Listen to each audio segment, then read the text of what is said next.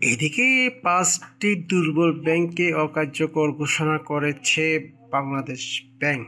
চলুন দর্শকবৃন্দ বিস্তারিত জেনে নিই এই রিপোর্টের মাধ্যমে।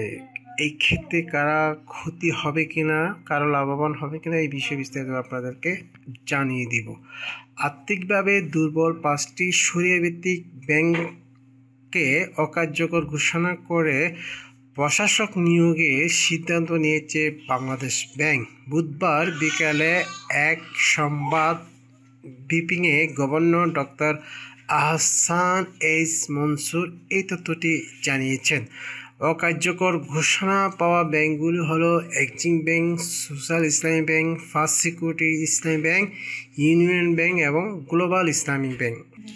বাংলাদেশ ব্যাংকের গভর্নর আরও বলেন, বর্তমান আর্থিক অবস্থা পর্যালোচনা দেখা গেছে ব্যাংকগুলোর পুঁজি ঘাটতি ও অনিয়মের কারণে এগুলি টেকসইভাবে পরিচালনা সম্ভব হচ্ছে না। তাই প্রশাসক নিয়োগ দিয়ে এই ব্যাংকগুলোকে চালানো হবে। ব্যবসায়িক কার্যক্রম বন্ধ থাকবে না, গ্রাহকের অর্থ আমানত সুরক্ষিত থাকবে। তিনি আরও জানান, প্রশাসকরা বাংলাদেশ ব্যাংকের প্রত্যক্ষ তত্ত্বাবধানে ব্যাংকগুলোকে পুনর্গঠনের ও কার্যক্রম পুনরুদ্ধার কাজ করবেন।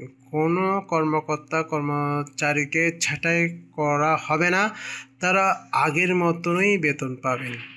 বাংলাদেশের ব্যাংকের গভর্নর বলেন, কেন্দ্রীয় ব্যাংকের ইতিমধ্যে এইসব ব্যাংকের আর্থিক অবস্থা সচলতা আনতে বিশেষ অডিট শুরু করেছে। প্রয়োজন হলে ভবিষ্যতে একীভূতকরণ বা পুনর্গঠনের বিকল্প ব্যবস্থাও নেওয়া যেতে পারে। তিনি বলেন, এস আলম সহ যারা ব্যাংক খাত ধ্বংসের অপকর্ম করেছে তারা আর কখনোই ফিরতে পারবে না। গভর্নর বলেন, একীভূত হওয়া 5টি ব্যাংকের আমানতকারীরা চলতি মাসের শেষ নাগাদ পর্যায়ক্রমে টাকা তুলতে পারবেন। তবে প্রয়োজন না হলে আমানতকারীদের টাকা না তোলার আহ্বান জানান গভর্নর।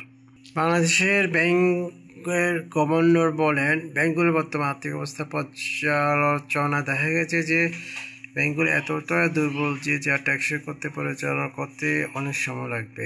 তাই ব্যাংকগুলোকে এই মুহূর্তে আমানত সংগ্রহ করার জন্য গ্রাহকদেরকে নিয়মাফিক প্রতিদিন টাকা তুলতে পারবেন এবং জমা দিতে পারবেন।